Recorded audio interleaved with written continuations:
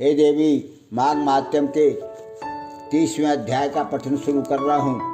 प्रेत और पिशाच की मुक्ति की कथाएं सुनाने के पश्चात महर्षि लोमेश ने ब्राह्मण वेदनिधि से कहा, हे ब्राह्मण, पिशाच रूपधारी तुम्हारा पुत्र आग्नेय एवं पिशाच योनि धारिणी समस्त गंधर्व कन्याएं यदि यहाँ से चलकर त्रिवेणी जल में स्नान करें तो इन सबको तत्काल ही पिशाच योनि से मुक्ति प्राप्त हो जाएगी।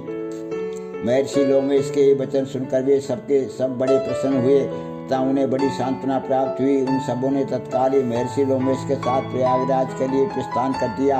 आकाश मार्ग से गमन करते हुए सभी तत्काल ही प्रयागराज पहुंच गए। वहां पहुंचकर महर्षि लोमेश ने कहा, आप सब तीर्थराज प्रयाग के दर्शन करें। इस दिव्य तीर्थ के दर्शन एवं स्नान से अज्ञान, पाप तथा समस्त दुखों का निवारण होता है।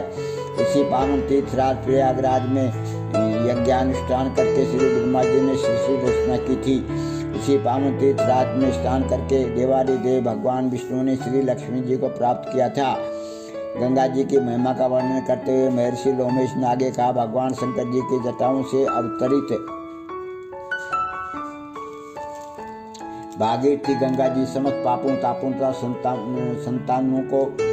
संतापों को भरने वाली है। ये समस्त दिव्य भोगों एवं वृद्धियों सिद्धियों को देने वाली है। समस्त दुखों का निवारण कर दीर्घायु, पुत्र पौत्र आदि धन वैभव और सभी प्रकार के सुख प्रदान करने वाली है।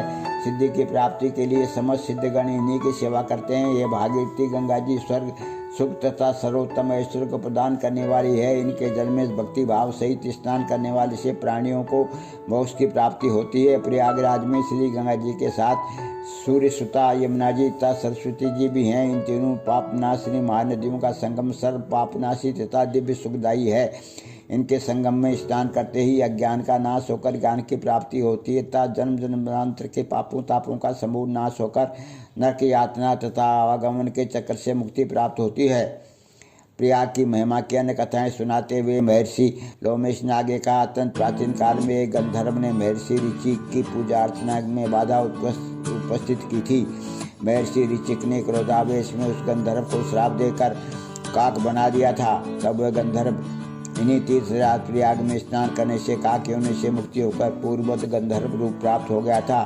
शास्त्र प्रमाण है कि सदैव से ही देवता था प्रयागराज में अपने मनोकामनाओं की पूर्ति के लिए यज्ञ हवन दान एवं स्नान करते रहे हैं। धन की कामना में से अत्यंत प्राचीन काल में देवराज ने भी यहीं पर यज्ञानुष्ठान एवं स्नान किया था।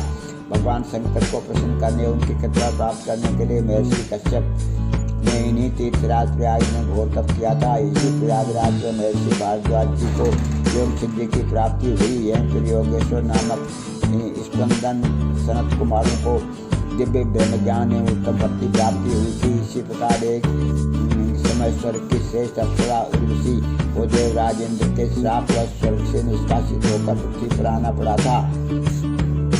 तब श्री प्रयागराज में स्नान करके पुरुष ने इंद्र के शाप से मुक्ति प्राप्त कर पुनः स्वर्ग में स्थान प्राप्त किया था। वेद निधि सत्य ही तीर्थराज प्रयाग की महिमा अपार है। उन्होंने ऐसे प्राणियों का भी उद्धार किया है और कर रहे हैं जिनके उद्धार करने कोई मार्ग नहीं था। देवताओं, ऋषियों, मुनियों, यज्ञों, गंधर्वों, मनुष्यों, तासुरों द्वारा भी पूजित महान तीर्थराज प्रयाग वास्तव में परम वंदनीय है। इनके द्वारा मनोकामनाओं की पूर्तियों और मोक्ष की प्राप्तियों का अति विशाल इतिहास है। सत्य ही तीर्थराज प्रयाग की महिमा का संपूर्ण वर्णन करने में श्री ब्रह्मा जी, नारद जी और 1000 मुख वाले शेष नाग जी भी पूर्ण समर्थ नहीं है। महर्षि लोमेश के आदेशानुसार ब्राह्मण वेदनिधि तथा उनके पुत्र आग्नेय एवं 5 गंधर्व कन्याओं ने श्रद्धा भक्ति सहित भगवान का ध्यान करते हुए त्रिवेणी के पवित्र संगम जल में स्नान किया। इसका तत्काली चमत्कारी प्रभाव हुआ। उन 6 प्राणियों के पिशाच योनि से छुटकारा प्राप्त होकर उनके पूर्ण स्वरूप प्राप्त हो गए। इस चमत्कारी दृश्य को देखकर भाव विभोर होकर धर्मात्मा वेदनिधि ने श्रद्धा और भक्ति से अपरवृत्त होकर महर्षि लोमेश से निवेदन किया, हे दयामय, आप धन्य हैं। आपकी कृपा से इन 6 प्राणियों का पाप के महासागर से उद्धार हुआ है। हे ऋषि श्रेष्ठ, अब ये समस्त प्राणी आपकी शरण हैं। आप कृपा करें, इनका कर्तव्य भविष्य निर्धारित करें। ब्राह्मण वेदनिधि का निवेदन सुनकर महर्षि लोमेश ने कहा, ऋषि कुमार आग्नेय अर्थात तुम्हारे पुत्र ने समस्त वेदों का अध्ययन पूर्ण कर लिया है, अतः अब इनके पश्चात के कर्तव्यों का पालन करें। ये युवा हैं तथा एक गृहस्थ आश्रम में प्रवेश करने के योग हो गया है। अतएव तुम्हारे पुत्र आग्रह का अब यह कर्तव्य है कि वे विधिवत शास्त्रोक्त विधि से इन गंधर्व कुमारियों का पाणी ग्रहण करे। इसके पश्चात महर्षि लोमेश ने आदेशानुसार तथा अपने पिता के सानिध्य में आग्नेय ने पूर्ण शास्त्रोक्त विधि से उन 5 गंधर्व कुमारियों के साथ पत्नी रूप में पाणी ग्रहण कर लिया।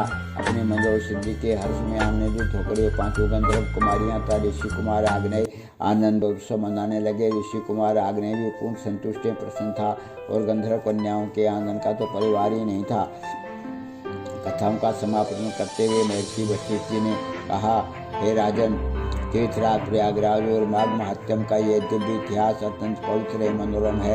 यह समस्त प्रकार के मनसा वाचा कर्मणा किए गए पापों का नाश करने वाला है। जो मनुष्य भक्ति भाव से इसका नित्य प्रति पाठ करते हैं उनके संपूर्ण मनोरथ पूर्ण होते हैं। इस पावन माघ महात्म्य का श्रवण करने के पश्चात गौ वस्त्र तथा स्वर्ण के दान सहित पाठ का पूजन करना ब्रह्म तुल्य माना गया है।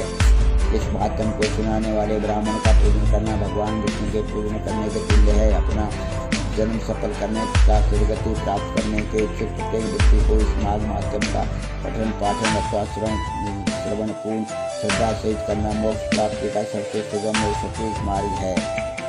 बोलो माघ महात्म्य के 30वें अध्याय की जय। हे देवी, मैंने माघ महात्म्य का 30वां अध्याय का तुम्हारे सामने पठन किया है। इसको स्वीकार करना।